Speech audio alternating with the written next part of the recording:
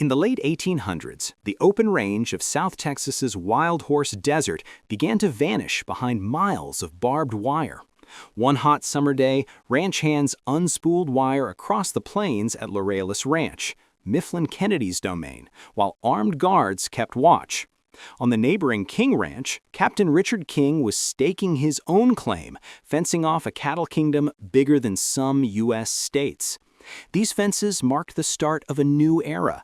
Small ranchers and free-grazing cowboys bristled at the loss of open range, and tensions ignited what Texas remember as a war of fences. Shots were fired and wires cut in the night, as the old ways of the cowboy frontier collided with the new order of private ranch empires. It was the beginning of a fierce, if often silent, rivalry between two ranching titans, King and Kennedy, fought with land deeds, livestock, and legacy, rather than pitched armies. To understand how these two men turned friends into friendly rivals and transformed Texas ranching, we need to start at the beginning. Both Richard King and Mifflin Kennedy arrived in Texas as ambitious outsiders, and together they wrote one of the great chapters in the history of cattle country. For deeper background on each ranch's full history, see our previous videos linked in the description. But here, our focus is on their competition. Who owned more land? Who ran more cattle? Who left the bigger mark on Texas? The answers lie in a dramatic tale of land grabs, barbed wire, political power, and dueling legacies. He ran away from New York as a penniless boy and rose to become a steamboat pilot and cattle baron. King was bold, restless, and utterly relentless, the kind of leader who saw business as having no social responsibilities, only profitable ones, as one historian put it. A risk-taker and self-taught innovator, he could navigate a riverboat through any bend and later applied that daring to ranching. During the Mexican-American War, King ferried troops on the Rio Grande, where he met a fellow boat captain who would shape his destiny, Mifflin Kennedy. By 1850, the two men had partnered in a near-monopoly steamboat line on the Rio Grande, profiting hugely by moving goods in war and peace. With cash from commerce, King began buying land in the Nueces Strip of South Texas, starting with 15,500 acres on Santa Gertrudis Creek in 1853. He famously vowed to buy land and never sell, convinced that cattle and grass would outlast the steamboat trade. King's ambition was as boundless as the Texas horizon. By the Civil War, he had built King Ranch into 146,000 acres supporting thousands of cattle, and he was just getting started. Photograph of Mifflin Kennedy, 1818 to 1895, King's one-time partner turned friendly rival. In contrast to King, Kennedy came from a Pennsylvania Quaker family and had a quieter, more strategic demeanor. He started as a schoolteacher at 16 and then a cabin boy on river steamboats. Kennedy met Richard King during the Mexican War and became his lifelong friend and business partner. Together they ran M. Kennedy & Company, later King Kennedy & Co., dominating the Rio Grande steamboat trade for 2 decades. Kennedy was methodical and shrewd with money. He understood transportation was key to growth and invested accordingly. During the Civil War, both he and King made fortunes smuggling Confederate cotton to Mexico, often in gold payments, and supplying beef and goods to the Confederate Army. By war's end, the partners were rich and owned a vast unfenced range together. But in 1868, they amicably dissolved their partnership, splitting their holdings to ranch independently.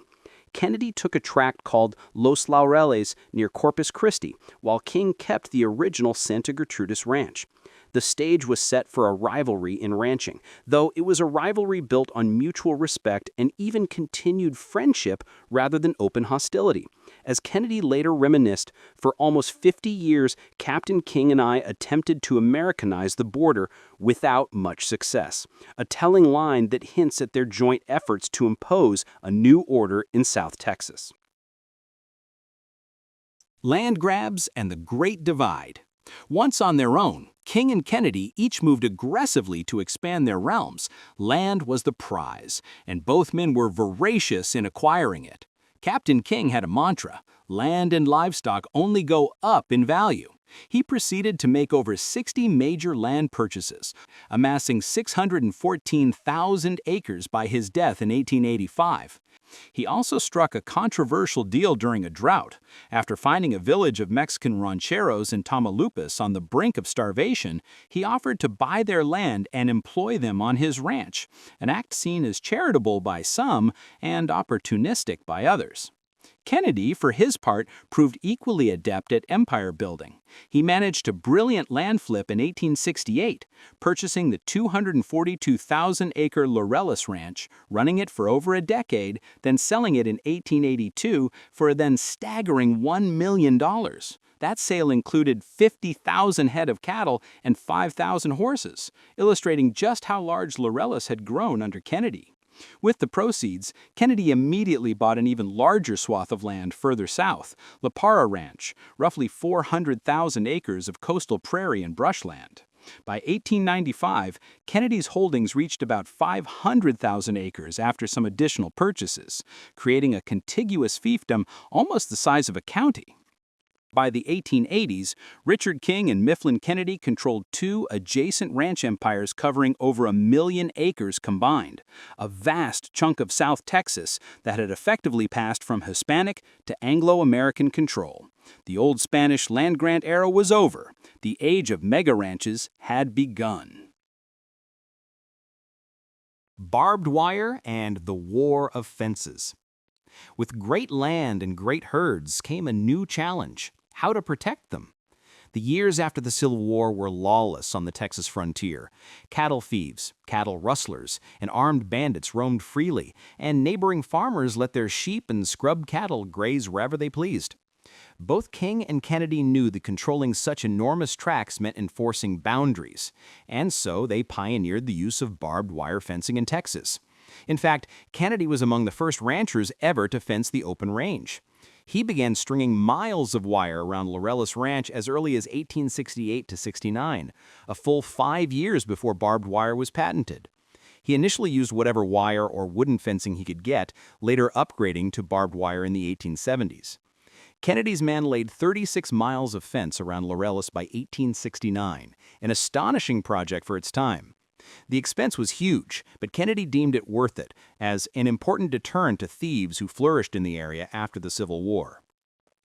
King, too, despised squatters and rustlers on his land. He believed fiercely in private property, which was incompatible with the old open range.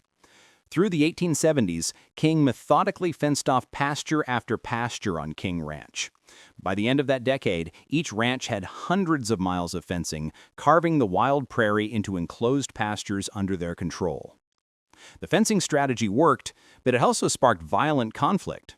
Smaller ranchers and free-range cowboys, suddenly cut off from water holes and open grass, fought back in what became known as the fence-cutting wars. Across Texas in the early 1880s, masked gangs rode out at night with wire cutters, tearing down fences that blocked traditional range routes. At least several men were killed in these confrontations, and by late 1883, the damage from fence wrecking was estimated in the millions of dollars statewide. One report put it at $20 million. In South Texas, King and Kennedy had to defend their turf. Against rustlers and fence cutters, they effectively ran private armies. Richard King posted armed ranch patrols and even mounted naval cannons, Dahlgren howitzers, on his property after the Civil War to ward off raiders. Kennedy similarly fortified his ranch. When he built his grand headquarters house at La Parra, he installed Gatling guns on the mansion roof for family protection, a literal gun turret on the prairie, and dug escape tunnels under the house. Both ranchers also called in the law when needed.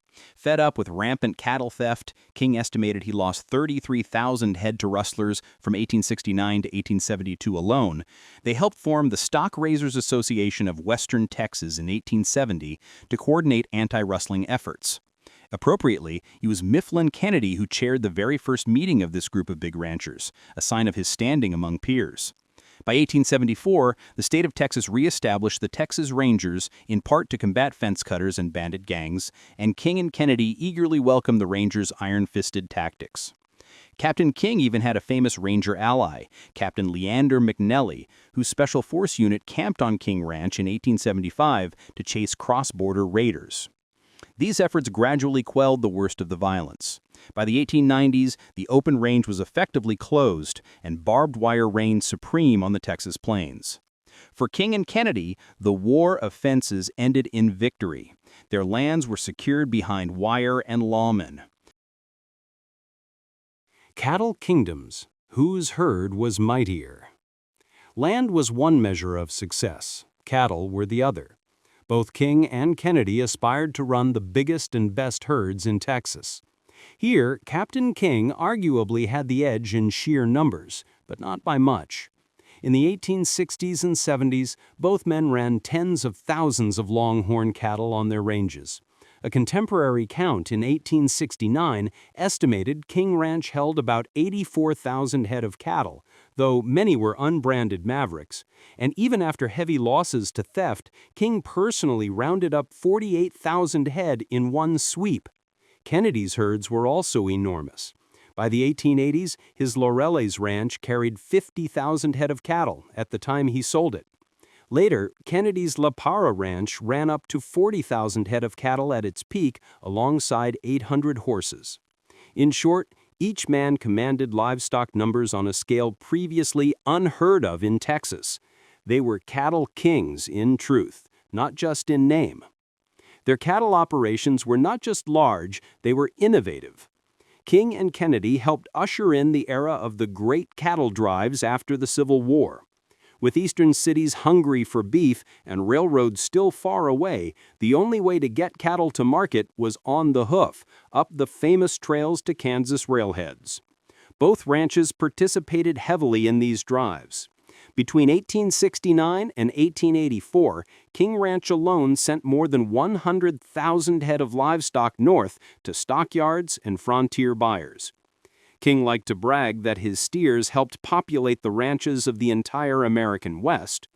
Kennedy's outfit likewise drove cattle up the trail, often cooperating with other ranchers.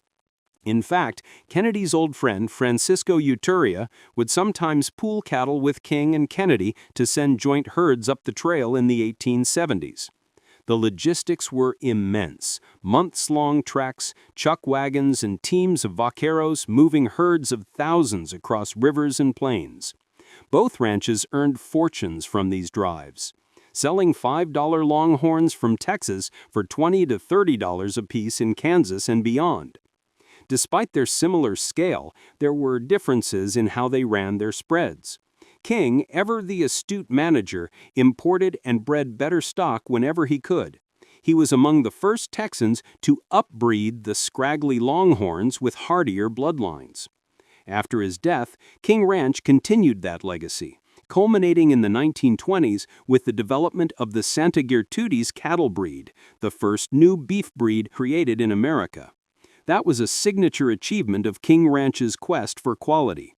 Kennedy's ranch, while not creating a famous breed, also transitioned from pure longhorns to improved cattle, bringing in Durham shorthorns and later Brahman influence in the late 19th century. The two ranches occasionally exchanged breeding stock and ideas. They were competitive but also collaborative, as seen when both invested in new tick-resistant Brahman cattle imports to improve South Texas herds in the early 1900s. A practice Henrietta King and Kennedy's son John encouraged through local stockmen's associations. The social dimension meant that running the cattle kingdom was as much about managing people as managing cows. By most accounts, Kennedy was the more approachable of the two rancheros, a quiet caballero who spoke fluent Spanish and took siestas with his workers. King, in contrast, cultivated a slightly more military style on his ranch, complete with designated lieutenants, mostly Anglo-foremen, atop the hierarchy. Yet both men could be generous and both could be ruthless when it came to protecting their stock. So, who controlled more cattle in the end?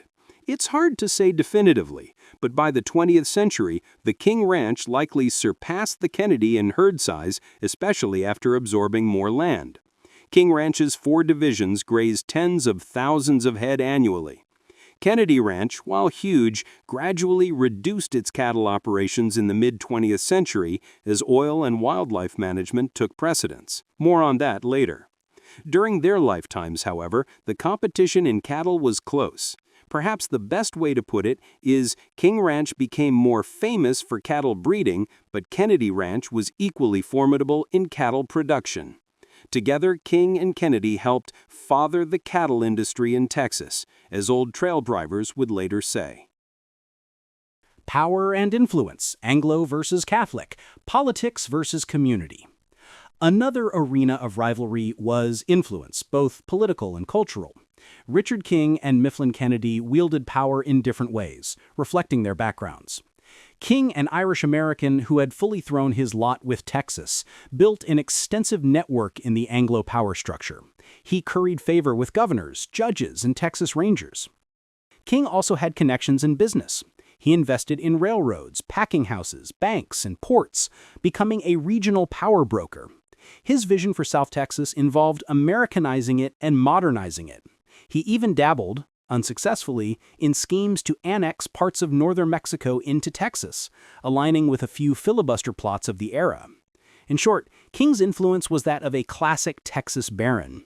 He had politicians on speed dial, an army of cowboys at his command, and wasn't afraid to use either to get his way. Kennedy's sphere of influence was somewhat different. Having married Petrovella de Vidal, a woman from an influential Mexican family, Mifflin Kennedy became deeply embedded in the Tejano community. He converted to Catholicism, or at least strongly supported his Catholic wife's faith, and was known to donate generously to Catholic churches and charities in the region.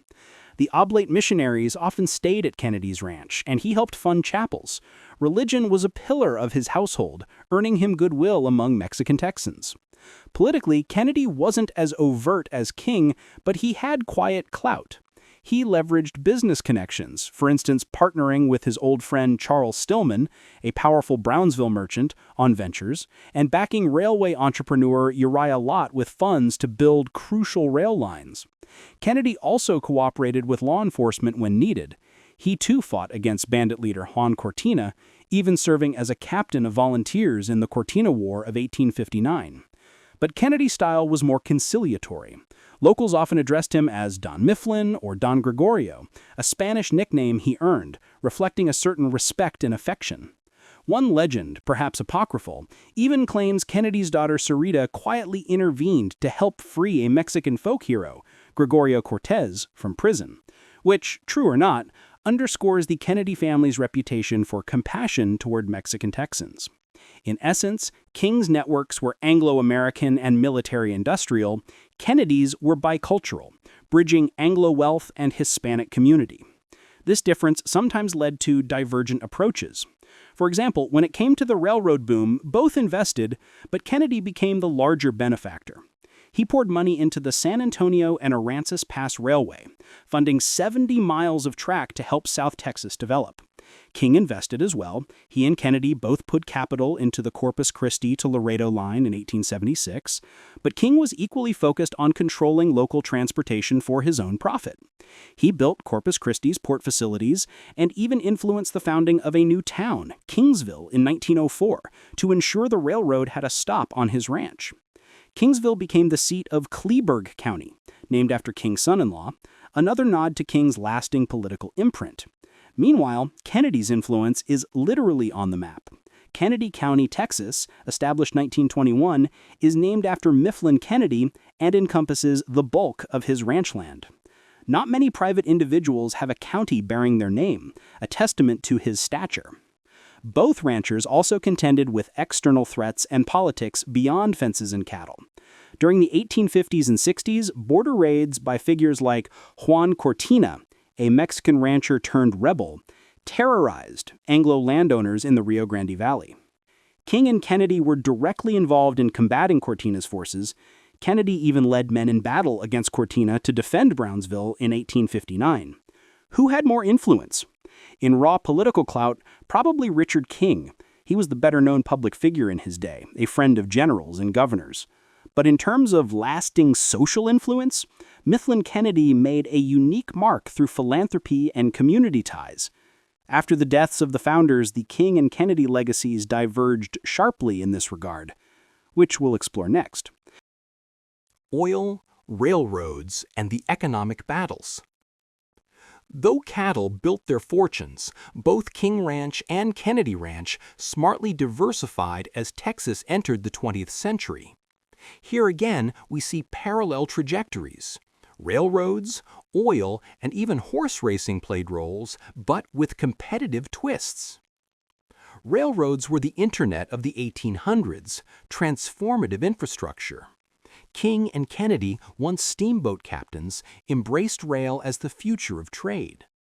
In 1885, when Uriah Lott was struggling to finance the San Antonio and Aransas Pass Railroad, Kennedy stepped in with major funding, helping push the line hundreds of miles southward. This railway spurred development and made the long cattle drives obsolete by providing local stock shipping points. King Ranch also benefited. By 1886, rails reached nearby, and Henrietta King, Richard's widow, granted land to ensure a line and town, Kingsville, were established on King Ranch property. In effect, King Ranch got its own railroad stop, a huge advantage for sending cattle to market. The unspoken competition was whose ranch would become the bigger transport hub. Kingsville boomed into a regional center. Kennedy's ranch, more remote, founded the town of Sarita, Texas in 1904 as its ranch headquarters and rail stop. Sarita remained tiny, a company town mainly for ranch staff, while Kingsville grew into a sizable town with a university and naval air station. One could say King Ranch won the railroad round, but only because Kennedy's altruism helped build the network for all South Texas. Without Kennedy's investment, the rails might have come later or not at all in that form. Then came black gold. The discovery of oil in Texas in the early 20th century changed everything, and our two ranches struck it rich under their pastures. In the early 1930s, King Ranch was in financial trouble. Land rich but cash poor, burdened by estate taxes after Henrietta King died. Salvation arrived in 1933 when her grandson, Robert Clyburn Jr., leased drilling rights on King Ranch to Humble Oil, now Exxon. In 1939, Humble hit major oil and gas deposits on King land. The royalties not only paid off the ranch's debts, but generated immense wealth, turning King Ranch into an oil operation as well as a cattle operation. The timing was critical. Oil money sustained the ranch through the Great Depression and enabled it to expand and modernize further. King Ranch went on to find more oil fields and even founded a petrochemical town, Kingsville's Celanese plant, a diversification that kept the family empire thriving. Kennedy Ranch had a similar stroke of luck. In the mid-1930s, oil was discovered on Kennedy lands as well. The Kennedy Pasture Company, the family corporation, inked lucrative oil leases that made the already wealthy Kennedy family even wealthier. By the 1940s and 50s, oil royalties were pouring in. However, there was a key difference. Mifflin Kennedy's only son, John G. Kennedy Jr., and Sarita Kennedy East had no children of their own. When they passed away, John Jr. in 1948 and Sarita in 1961, they left the bulk of the Kennedy oil fortune and land to charitable foundations. Thus, the Kennedy Ranch's oil wealth ultimately went into trusts that support South Texas churches, schools, and hospitals to this day. In effect, Kennedy's legacy was funneled into philanthropy, whereas King's remained in private hands. But before that transition, there were some economic battles behind the scenes, including disputes and lawsuits over who controlled the Kennedy oil money. Another colorful footnote in their economic rivalry: horsepower. King Ranch became famous for its champion horses. It bred top quarter horses and thoroughbreds, even producing the 1946 Triple Crown winner, Assault. The Running W brand of King Ranch became synonymous not just with cattle, but with quality horses, and later a branded line of Ford pickup trucks, the King Ranch Edition F-150. Kennedy Ranch, while not as fabled in this area, certainly had fine horses. They had hundreds of horses and mules for ranch work and participated in local horse races. But the spotlight in this arena went to King Ranch. King Ranch's identity as a multifaceted agribusiness, cattle, oil, horses, farming, took shape mid-century, whereas Kennedy Ranch, after the family's tenure, focused mainly on conservation and philanthropy. The Kennedy Foundation began opening parts of the ranch for wildlife management and hunting leases in the 1980s. By the late 20th century, the competition between King Ranch and Kennedy Ranch had evolved into a contrast of legacies. Richard King's descendants, the Kleberg family, managed to keep King Ranch intact as a private enterprise. It remains the largest ranch in the United States, about 825,000 acres, larger than the state of Rhode Island, as they proudly advertise. More importantly, King Ranch became a family dynasty and a brand known worldwide. The ranch is still run for profit, with diversified operations: beef cattle, quarter horses, farming, hunting, retail products, and oil. Tourists can visit the King Ranch Museum and take ranch tours. The name is a point of Texas pride. In 1961, King Ranch was designated a National Historic Landmark for its pioneering role in ranching. In short, the King Ranch legacy is a living, breathing empire, a testament to Richard King's dictum of never selling land. His heirs indeed held on. When King's widow, Henrietta, died in 1925, the ranch passed to their daughter's family, the Klebergs, who incorporated King Ranch Inc. and continued expanding it. Today, numerous King Kleberg descendants, over 150 of them, still benefit from or are involved in the ranch's operations. The Kennedy legacy took a very different turn. With no direct heirs to carry on Mifflin Kennedy's name, his son and daughter had no offspring, the family opted to transform their wealth into philanthropy. Kennedy Ranch was essentially placed in trust. As of now, the land is divided between two main organizations: the John G. Kennedy Jr. Charitable Trust, managing roughly 200,000 acres in the north, and the John G. and Marie Stella Kennedy Memorial Foundation, managing about 235,000 acres in the south. Together, they oversee the 400,000-acre ranch, making sure it stays intact but using its revenues for charitable grants. These foundations have poured money into South Texas education, healthcare, and religious causes, fulfilling the Kennedy family's wish to give back. In a way, Kennedy Ranch became a gigantic endowment for the region rather than a private family holding. Part of the ranch, including the old Kennedy mansion, La Casa Grande, was even donated to the Catholic Oblate Fathers as a retreat center.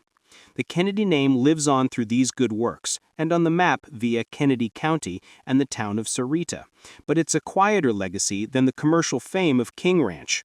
There's even a Kennedy Ranch Museum in Sarita, not as famous as King's Museum in Kingsville, but it educates visitors about the Kennedy family's impact on the Wild Horse Desert region.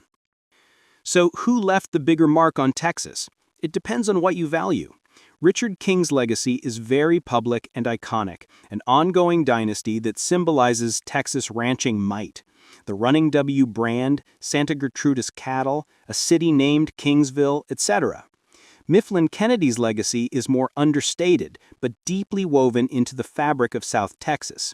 Countless churches, schools, and community projects funded by Kennedy money, a county that remains largely pristine ranchland thanks to the foundations, and a reputation for benevolence attached to the Kennedy name.